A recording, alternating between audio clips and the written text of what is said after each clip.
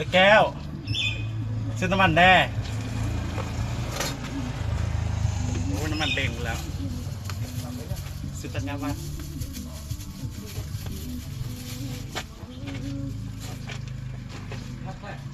มาเท่านี้มาเท่านี้ผู้ใหญ่ใจดีพี่แบงค์โอนเงินมาให้ไปตัญญาวัฒน์ไอ้แบงค์คนรอดมาพูดรอดหรอเอา2 ลิตรครับตัดทันเบิดมาเนี่ยร่างอันเจดีนะร่างอันทว่าทางล่างเลยทางล่างเอิญว่าอย่างกับโบ๊ทเนาะตัดทางล่างซิมตัดล่างซิมให้เบิดโบ๊ทแล้วน้องซิโอนเงินเอ้ย500,000นะคะเอาไปให้ยำบอเบื้องต้นมีบ่ขอบใจเดี๋ยวเอิญเจ๊แก้วเขางาม